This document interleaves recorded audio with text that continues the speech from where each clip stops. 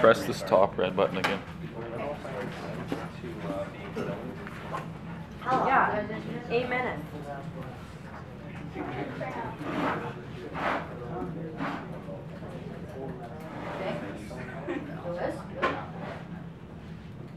Good afternoon. I'm Michael Thatcher. I'm joined here today with Stephen Massera and Sean McCormick, who work together discussing how the triangular trade affected modern day economics.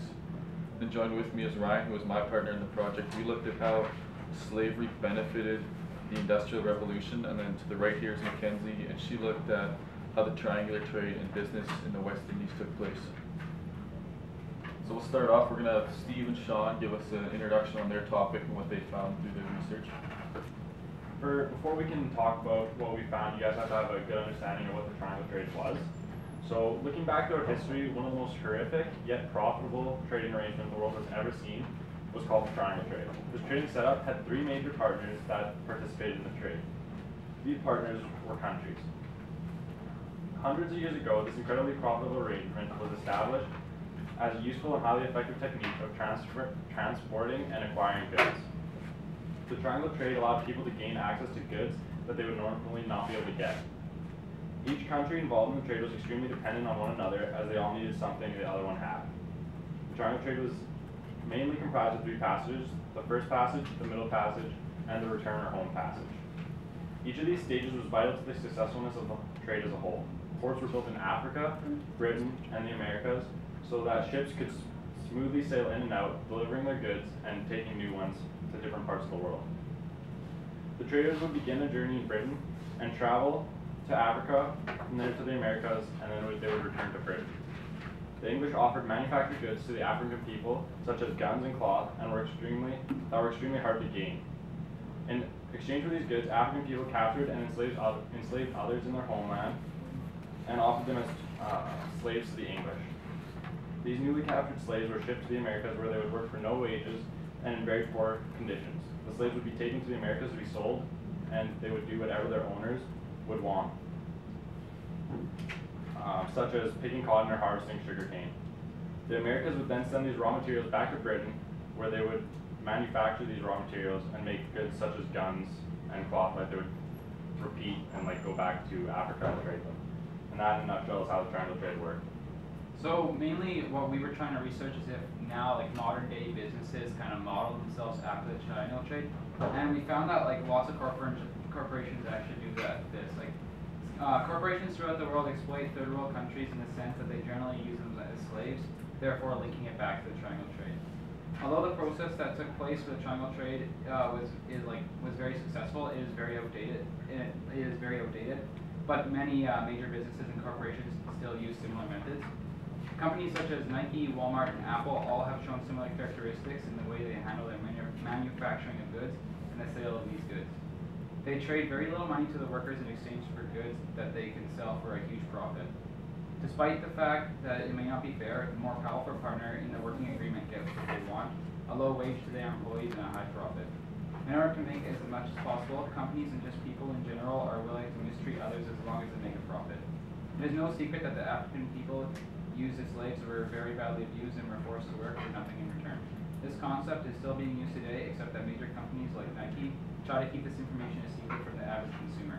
Men, women, and children have been employed in Nike factories around the world and have been reported payment as little as $1.25 a day. Many people don't think that slavery is really around today, and although it's not the same as we just buy you and own you, it still happens, especially we found in Nike, big corporations, and one of the main examples we're using is Nike. Their factories in places, third world countries all over the world, like Indonesia, people that he mentioned were reported $1.25 a day, and this after covering their rent and their meals left them with 700 rupees, which would just be enough to get rice and basic vegetables. And they lived in little houses that were just concrete walls, and all their ownings for 4 families lived in there, and they had everything that they've ever owned, and that was it. So although they weren't necessarily held at gunpoint or whatever, whipped and said you have to work for us, they didn't really have a choice, because if they left, if they just said, okay, well no, we're not working anymore, they would have nothing to buy food, nowhere to turn to, and other families wouldn't be able to help them either, because those families were also in the same condition as theirs. In Yeah, another corporation that we looked at that has like very similar to triangle trade was Apple Corporation. They have a trading pattern that with Foxconn, which is a place in China that kind of like manufactures all their chips and cell phone uses and stuff. And they pay their workers their very, very, very small wage, and the working conditions there are actually so bad that in 1 year, I think they had 18 suicides jumping off, like their workers jumping off the roof of the building, so they had to set up nets around it just so that their workers were in a safe environment. The air quality there is reported to be like unbelievably bad, which is kind of bad for Apple Corporation because like they kind of want to keep it under the so that the public can't see it. Anyways, and then from the Foxconn, they go to AT&T, which AT&T kind of sells their phones and activates the devices. So it kind of works as like Apple is Britain, and then Foxconn kind of acts as Africa, and then the Americas is kind of AT&T, and it's kind of like that little triangle. That's it. So Steve, you mentioned that the iPhone is like an example of like Apple, how they exploit them. Like we don't really have a problem purchasing Apple products or smartphones in general. So do you think that's how people felt back in the day when the triangular trade was going on? I think that's exactly how they felt, because they didn't really think of where the product is coming from. As long as they have it, they're happy. That's what I think. So do you think like eventually like slavery was abolished and people would recognize like this was wrong with the abolitionist movements? Do you think something like that could happen today? I think that it's already happening. Like people understand that like where their goods are coming from, but I don't think it's going to stop people from buying like Apple, because it's such a big brand, and Nike. I don't think that people are going to stop buying their products because it's just so huge. Okay. So now Mac's going to give us the introduction on her topic, and we'll dig into what she has to say here. Okay, so what I was focusing on was the Caribbean cultures and everything, and the businesses and the commodities that were being shipped from the Caribbean up to Britain at that time of the slave trade. And basically, at this point, there was sugar. Like sugar was the main production in the Caribbean. In the 1600s and 1700s, it was like growing increasingly more important, and they were requiring more and more slaves. As slaves would continue to come, the working conditions got worse. Basically, by the end of the 1800s, there were a bunch of rebellions going on, and what happened was a lot of the colonies that originally were working in regards to the commodities for sugar production, because the rebellions were occurring, a lot of them became independent, like the French colony Saint-Domingue, which is now Haiti. So sugar was their main export, and yeah. So these companies kind of revolted against the people who had the power over them, and eventually they sought independence? Yes, the slaves revolted. Okay, so initially did that work out well for them, or how did that work out initially? In the French colony, the slaves were successful, but in the other colonies, the slaves weren't exactly successful. Okay. So then would you say that it would, like, for them to make that change, what would they have to do? Sorry. To change, like to revolt against the company, like what did they have to do? How would they? They quit working. So they just striked, and then yes. How did they survive without any source of, well, like a way to survive? There was no support left for them, right? Yeah. So did they just have to kind of like seek their own independence? Yes. Okay. So then, do you see that like anywhere like today? Can we think of like people that aren't really happy with how they work and what happens? Yes, and in factories in like Indonesia and Bangladesh and stuff,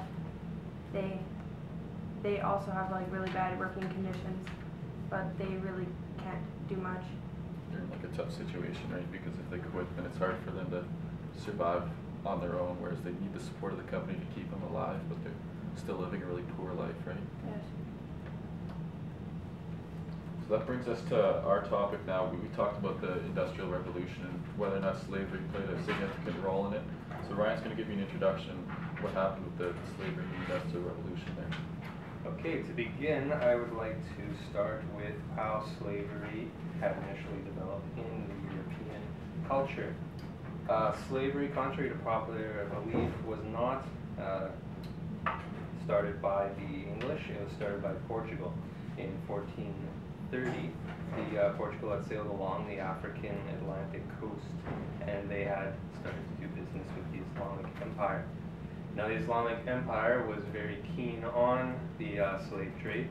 So what the Portuguese had done is that they would capture slaves and they would trade them for gold, and they would become wealthy that way. Eventually, when they started making their own plantations and their own ways of exploiting commodities, they used those slaves to exploit those commodities rather than trading them for gold. This way they could make more money by exploiting more commodities. That would in turn create more profit and revenue. As for the involvement with the British, which will be closely tied with the Americans, and the Industrial Revolution, on a side note, was started in Britain, so that's why we're focusing on Britain in our topic. The British had started involving themselves in the slave trade quite a lot time after the Portuguese were involved. And what they had done is they had actually given slaves to the Portuguese, and then eventually when they started making their own plantations in the West Indies, they started to use those slaves to exploit the resources. Some of the resources that were very important there were tobacco and rum, sugar. Rum and sugar were extremely valuable, especially sugar, because it could be used to make so many different things, such as molasses. The way that they got the sugar was the slaves would exploit the sugar cane. As for the important industries that they had exploited, there were 4 key ones that eventually led to the success of the Industrial Revolution. The first one is the most important of all, and that's the textile industry. The textile industry was the largest industry that in the Industrial Revolution, and that is initially what drove the revolution to its great successes in Britain. The slaves helped with this by helping do the labor forces for getting the cotton and the wool, and then that would then be taken to England through the triangular trade, and then it would be exploited, or it would be manufactured into textiles using the cotton gin. As for another industry, that would be the gun building industry. Once the British had initially began their involvement in the slave trade, they needed rifles to capture the slaves, because the slaves obviously aren't going to take this line down. So they would threaten slaves with the guns. In order to get the guns, though, they had to build more guns, which they created a large demand for rifles. The shipbuilding industry was also a very important one that grew exponentially during the Industrial Revolution. And the way that worked is they needed slave ships to transport all the slaves. Like, they transported around 70,000 slaves every single year. So you need a lot of ships to do that. Finally, there's the agricultural industry. That was used by the slaves to manufacture the certain, or exploit the certain resources that they had needed to fuel the other industries. Mike, would you like to carry on? Yeah, sure. So there were different commodities that these slaves were producing that helped develop the foundation of the Industrial Revolution. Now, the slaves themselves didn't really provide the financial support that was needed to finance the revolution and move it along. Instead, they kind of built up these commodities and met the demand at the time, and allowed the demand to grow up by people in the British colonies or even the American colonies, because they demanded these products that were being produced. And eventually the demand grew higher than what the slaves were able to produce, and this led to the Industrial Revolution. So the slaves themselves had kind of pushed it along themselves, and then eventually the Industrial Revolution happened because of what they contributed to the revolution. So then, we can see examples of this if I look in here, like the shipping industry, for example, like bringing slaves over to the Americas was initially dangerous. Like reading in the book, you talk about how many people died during this process. And then as they improved the ships, there was like a demand for the ships to be improved so they could bring more slaves over at a time. So this created like a demand for them to improve the shipping industry, which it was, and then eventually that led to the iron-hulled ship, which was one of the bigger parts of the Industrial Revolution, I guess you could say, because it allowed for transportation by the steam engine, and it was a lot safer going across the water. Okay, I'm just looking here through my notes. I'm trying to find the exact number of items. One of the ways also that this the slavery had helped produce growth economically is with the shipping industry. Coastal towns that built the ships and had the ports, such as Liverpool, found extreme growth in population. Just from the 1700 to 1800, Liverpool's population rose from 5,000 people to 78,000 people. So you can see here that a lot of different countries benefited economically, and a lot of different cities benefited. And the cities that we see today, you can see that their growth came from the slave trade. So we looked at all like how slavery kind of benefited the markets, and with us we found that it did actually progress the revolution. And then with Sean and Stephen there, they found that it did, like we still see examples of it today. And Mac found like that even with the way the plantations operated over there was even similar to how we see things today. So it's not as if change has happened, but it's still a lot more similar than you think it is. And I think that's something that we'd like to change. I think as a whole class, we believe like people overseas that are working in these factories deserve better conditions. And I think we want to change, but we're not really sure how to make a change. And I think that's how you could think of how people viewed slavery at the time and why it took so long for it to be abolished, because people weren't really sure what was going on. Like they knew they were getting free labor, but they didn't, like they knew it was maybe wrong, but they weren't exactly what they they didn't exactly know what they should be doing about it.